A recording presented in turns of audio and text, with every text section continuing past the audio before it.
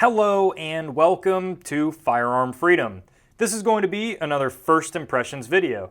In today's First Impressions video, we're going to be taking a look at this beast of a pistol light, and that is the TLR1 HL by Streamlight. And Streamlight was nice enough to send this to me for review here on the channel. This is a tried and true weapons light that's definitely seen a lot of service on a lot of different pistols out there in today's world. So the Streamlight TLR1 is a phenomenal light setup. The HL version of that light is going to stand for high lumen. So this particular light is going to have a whopping 800 lumen output, which is pretty insane for a pistol light. Now this light, in my opinion, can be used for many different setups, on the contrary to other lights that are out there on the market. I ran this guy a ton on this little 1522 here. How I would choose to run it on a carbine and how I ran it in the back roll that you guys are seeing right now in front of the front sight of the rifle, and I just moved my M-Bus Pro sight about 7 Picatinny slots back, and that allowed for an awesome little section right up here that allowed me to really access the toggle switch very easily with my thumb of my offhand.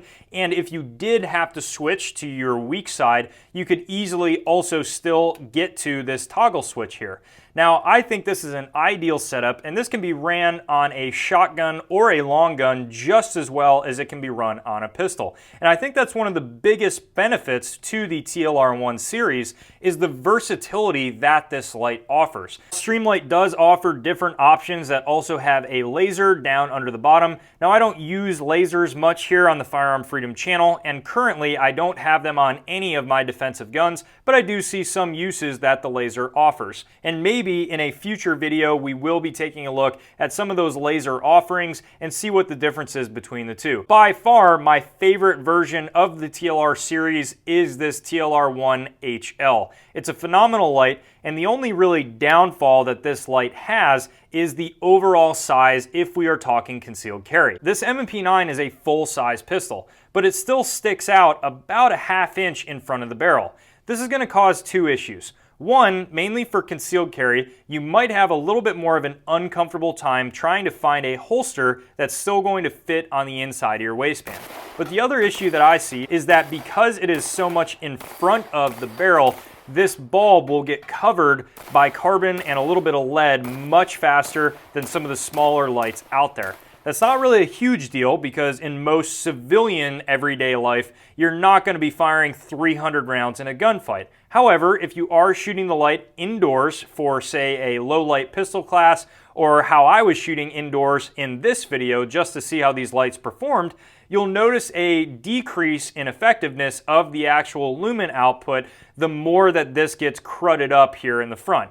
Now, if you just bring a small little rag or a nice cloth to the range with you, you can just clear that up pretty fast, but it is a little bit frustrating, and it's kind of a double-edged sword, because if you do want the amount of output that this light has, it just simply has to be the size that it is right now. How this comes set from the factory with your toggle switch in the rear is either momentary in this direction, which is going to give you momentary on or momentary strobe if you double click it, and in the middle, it's going to obviously be off. Now, if you do hit it the opposite way, it is going to turn on and stay constant on until you flick it back into the middle. Now, this is a great setup, and I had no issues getting used to that, and although this is my first Streamlight TLR1 that I have owned personally, it is not the first one that I have used at the range. So I am very used to that setup, and honestly, I do like it. I do see some of the concerns out there about accidentally discharging this light, and I have seen that happen quite a bit, but honestly, overall, I would much rather take an easier setup like this than a really tough to get to light, and this can be easily used on either side of the pistol. Now, the way that the Streamlight actually attaches to most pistols is pretty simple. You're going to unscrew this little bolt here until you think you have enough room to actually push with the tension that's provided by the spring here to actually hinge the light onto the gun. So it's meant to be kind of a quick attach system. It snaps in really nicely and easily gets on the gun without any issues.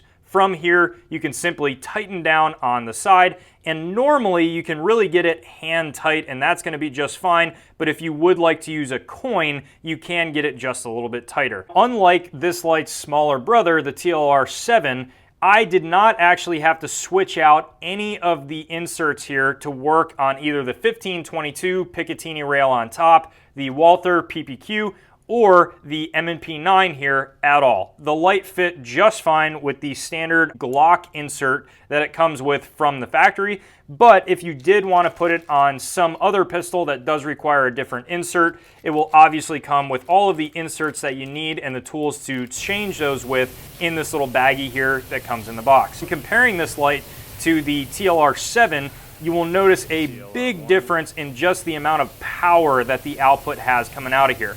The throw is huge and the beam in the middle is very, very hot.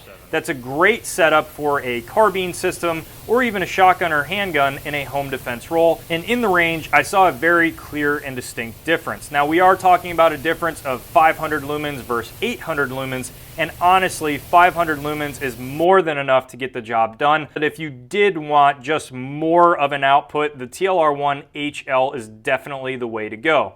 Now with that higher output, you do get slightly less runtime with two CR123 batteries. On full blast, constant on is going to be about 1.75 hours, which is pretty typical for a light like this. Now the battery compartment is going to be in the rear of the light, right behind these toggle switches here. You're going to be able to get to that by flipping this little lever straight up, and that's going to basically hinge this little door open. By pulling that little door out completely, it's going to latch open, and you can see we have our two CR123 batteries there. Word of caution, this is a little bit tight to hinge open and you do kind of have to really pull on it. When I first pulled on this out of the box, I was a little bit nervous I was actually going to break the small, fragile feeling hinge there, but there will be no issues of that at all. You just got to give it a good tug and it's going to come right off. In order to close the little hatch back up, you're going to start by pushing this downward and then back, and then finally pushing closed our little lever there, and that's also going to include a little O-ring seal to get some really awesome water resistance. Shooting it in the rain or being in adverse conditions, this light is still going to operate just fine. The face of the glass here cleaned up just fine. It was really coated with some carbon and lead, and I did have to get a small nylon brush, which really isn't recommended on this glass because it can scratch it. But for me, that was really the only thing that ended up working with actually getting this light clean. You can get glass cleaners out there like you would see in an eyeglass cleaning kit, and that probably would work just fine as well. For me, this light would sit in either an open carry role, whether I was at work or going camping or hiking or something like that, and I wanted to carry openly.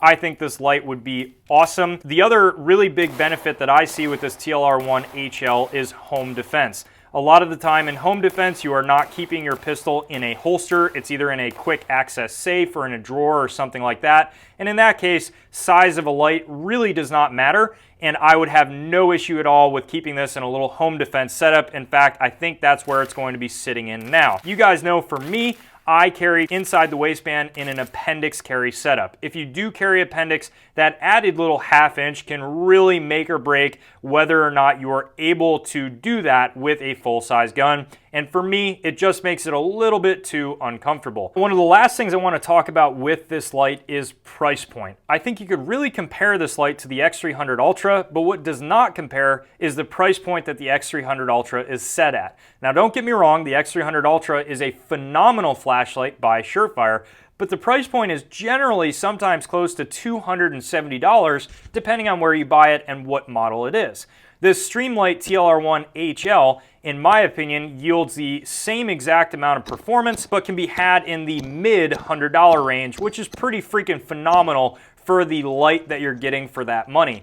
I have seen these lights go on sale sometimes for even like $95 or $100, so it's pretty unreal what you can find these for and the value that Streamlight provides. That's pretty much going to wrap this video up, guys. I hope you enjoyed this review, and if you have any questions about this light, go ahead and put them down below in the comments section, and I absolutely will get back to you. If you are looking for a way that you can support what I do here on the Firearm Freedom channel, go ahead and click that first link in the description and it will bring you to a video on the Firearm Freedom Facebook page that gives you an idea of how you can go about doing that. While you're down there, check out the links to the Firearm Freedom Facebook, Twitter, and Instagram account. We do daily posts on all three of those, so if you would like to see some awesome daily gun pictures, go ahead and check them out on those links below. If you enjoy the content that I put out here on the Firearm Freedom YouTube channel, hit that subscribe button and ring that bell so you don't miss out on any of the videos that I post every month. Thank you guys so much for watching, and stay tuned for the next great video to come soon.